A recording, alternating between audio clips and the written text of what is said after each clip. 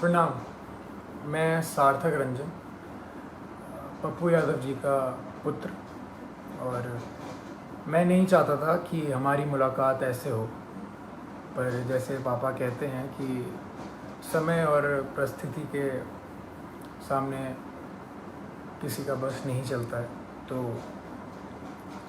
प्रणाम स्वीकार करिए मेरा।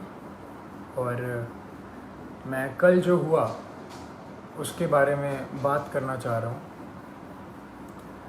कल दो घटनाएं हुई, एक जो बिल्कुल नहीं होनी चाहिए थी और दूसरी के बारे में सोच के सुकून मिलता है। कल हम सब ने मिलके एक व्यक्ति के ऊपर अन्याय जो हुआ है, हम सब ने मिलके ट्विटर पे हमने उस ट्रेंड को नंबर 1 कर दिया और काफ़ी घंटों तक रहा। मैंने भी ट्वीट किया घर पे अपने आराम से सोफे में बैठ के, उसे नंबर 1 ट्रेंड की दौड़ पे लगे रहे सोचा। पर वो कल हुआ और कल चला गया है, और अब जब जेल जाने की बारी आई है तो मेरे पिता अकेले हैं। कल 9 बजे से लेके आज सुबह 3 बजे तक वो सिर्फ एक मुजरिम की तरह ट्रीट हुए हैं, और मैं जानना चाहता हूँ कि उनका जुर्म है क्या। हॉस्पिटल्स की जो हालत है बिहार में, उसकी सच्चाई दिखाना जुर्म है, या दवाइयाँ नहीं हैं तो जिनको ज़रूरत है उनको दवाइयाँ पहुँचाना जुर्म है, लोगों को खाना देना जुर्म है, या जो काला बाजारी चल रही है दवाइयों की उसको पेश करना जुर्म है। सबसे बड़ा जुर्म मेरे को ये लग रहा है कि एक नेता के घर पे जो छापा मार के उन्होंने आप लोगों के लिए जो एम्बुलेंसेस यूज़ होनी थी वो बस घर पे पड़ी हुई थी, और वो बस ये चाह रहे थे कि वो सारी एम्बुलेंस यूज़ हों आप लोगों के लिए। मुझे लग रहा है कि यही जुर्म उनका सबसे बड़ा रहा।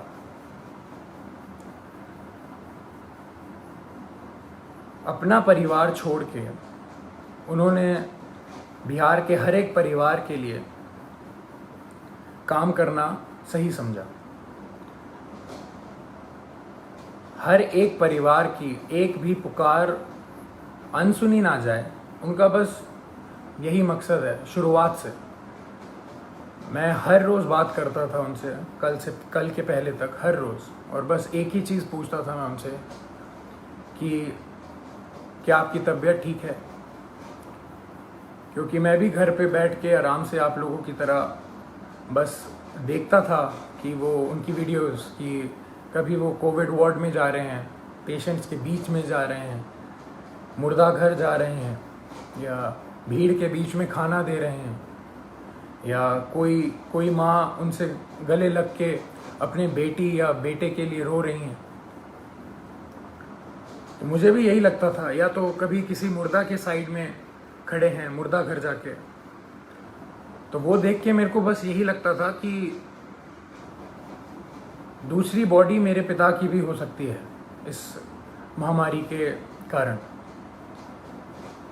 और हमेशा जब भी मैं उनसे पूछता था कि पापा मास्क पहन रहे हैं या सैनिटाइज कर रहे हैं या कुछ ध्यान रख रहे हैं, तो वो कहते थे कि मुझे कुछ नहीं हो सकता, क्योंकि मेरे साथ पूरा बिहार है, उनका स्नेह है, उनकी दुआ है। और वो आज अकेले बीरपुर में पूरी रात नहीं सोए हैं और अकेले हैं, और जहां उन्हें रखा गया है वो बिल्डिंग किसी भी वक्त टूटने के दम पे है। और जब ऐसा व्यक्ति इतना काम करके, इतनी सच्चाई से काम करके अकेला पड़ जाए, तो बुरा लगने वाली बात है ये कि उन्होंने हर एक घर के लिए अपना घर छोड़ा है, अपने घर की जिम्मेदारियां छोड़ के आप सबके बीच रहने का संकल्प लिया, आप सबके लिए जीने के लिए संकल्प लिया। हमने कल बहुत साथ दिया उनका ट्विटर पे और किस पे नहीं, पर सिर्फ ट्विटर ही चीज़ नहीं रह गई है, सिर्फ नंबर 1 ट्रेंड होना ही नहीं रह गया है। जब ऐसा व्यक्ति अकेला पड़ जाए जो रात दिन सेवा करे लोगों की और लोगों के लिए ही जिए, अपना सब कुछ छोड़ के, अपना सब कुछ त्याग के। हम लोगों ने बोलते थे आ जाइए, आप वापस आ जाइए, ठीक नहीं है, रिस्की है, सही नहीं रहेगा, मगर उनका एक ही कहना था हमेशा कि बिहार के लोगों को मेरी ज़रूरत है और मैं बस वही कर रहा हूँ। अपने बारे में, अपनी जान के बारे में बिल्कुल ना सोचते हुए वो बस आप लोगों के लिए काम रात दिन करते रहे। हॉस्पिटल में छापा मारना हो तो पप्पू यादव जाएंगे, खाना देना हो तो पप्पू यादव देंगे, दवाई देना हो तो पप्पू यादव देंगे, बेड चाहिए, ऑक्सीजन चाहिए, एम्बुलेंस चाहिए तो पप्पू यादव करेंगे। अभी हमारे बीच पप्पू यादव कौन बनेगा? कहाँ से लाएंगे हम दूसरा? हम उन्हें अकेला इस टाइम पे नहीं छोड़ सकते। मैं बेटा हूँ इसलिए ये सारी बातें कर रहा हूँ, नहीं। अगर मैं सिर्फ एक बेटे की तरह सोचता तो शायद मैं उनको ज़बरदस्ती बहुत पहले घर बुला चुका होता, पर मैं एक नागरिक की तरह सोचूं तो बहुत बुरा लग रहा है। जो आदमी रात दिन एक करके सिर्फ दूसरों के लिए जिए और उसके साथ ऐसा अन्याय हो, ये बिल्कुल मंजूर नहीं है, ना हम लोगों को मंजूर करना चाहिए। मैं पहली बार आया हूँ आप सबके सामने और ये बिल्कुल भी एक्सेप्ट करने वाली चीज़ नहीं है जो हुआ है मेरे पिता के साथ। कल से हुए जा रहा है और अभी भी हो रहा है। बाढ़ का पानी हो, बाढ़ के पानी में चलना हो, या इस महामारी के टाइम पे हॉस्पिटल जाना हो, या भीड़ में जाना हो, या मुर्दा घर जाना हो, तो सिर्फ पप्पू यादव ही जाएगा। और जेल जाना हो तो सिर्फ मेरे पिता पप्पू यादव ही जाएंगे। ऐसा क्यों? ऐसा मैं समझ नहीं रहा हूँ, ऐसा हो क्यों रहा है? ऐसा होता क्यों है? हमेशा एक आदमी जब दूसरों के लिए जिए जा रहा है 2400 घंटे, तो जब उसको ज़रूरत पड़ती है तो वो हमेशा अकेला कैसे पड़ जाता है?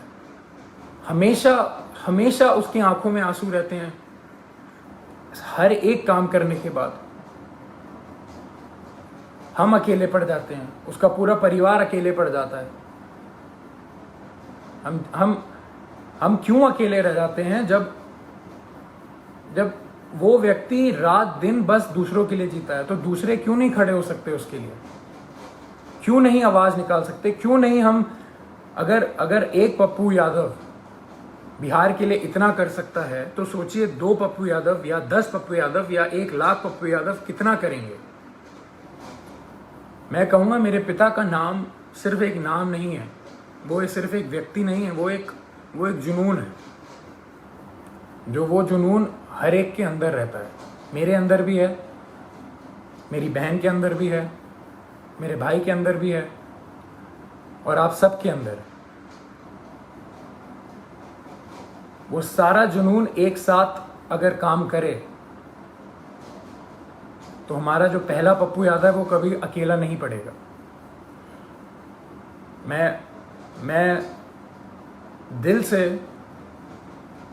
खुशगुजार हूँ आप सबका कि हम सब ने कल बहुत बहुत प्यार दिया, बहुत स्नेह दिया मेरे पिता को, पर अभी रुकने की बारी नहीं है। उनको अभी तक हरास किया जा रहा है। जैसे कल रात से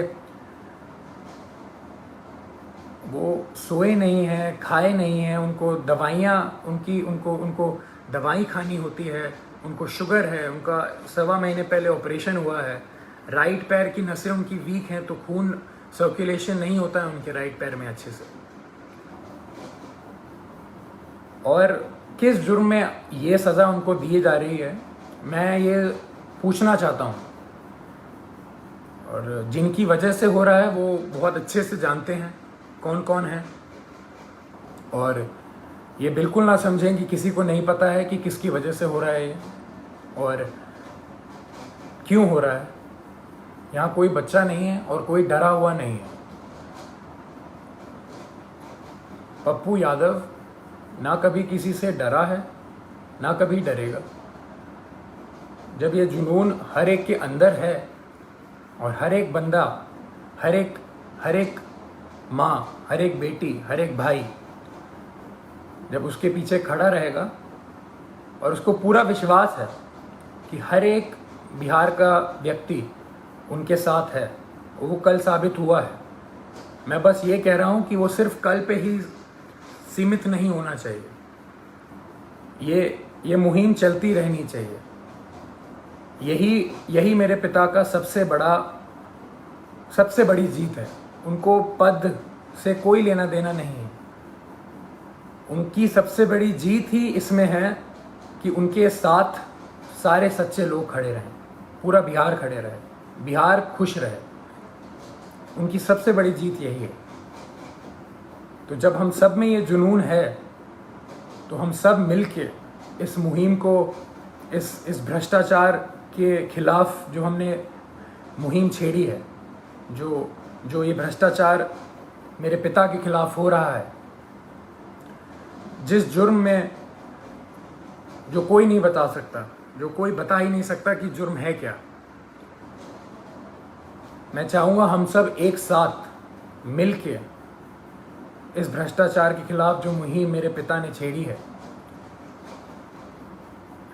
लाखों की कतार में हम एक सब मिलके इसके खिलाफ आवाज़ उठाएं और मेरे पिता को जो जीत हमेशा देखी है उन्होंने बिहार के लिए, वो रास्ता, वो राह, वो पथ पे हम सबको चलते रहना है।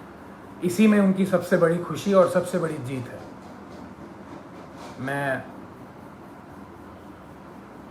मैं बहुत खुश नसीब महसूस करता हूँ कि मैं अभी यहाँ बैठ के आपके सामने ये सब बोल पा रहा हूँ। ये मेरे पिता का संघर्ष ही है जो इतना प्रेम उन्हें मिलता है, और उनके नाम की वजह से मैं यहाँ पे बैठा हूँ तो आप सबके बीच में मेरी आवाज़ जा पा रही है। उनके संघर्ष को हम सबको मिलके उसकी आग को उठा के ही रखना है, बुझने नहीं देना है। प्रणाम।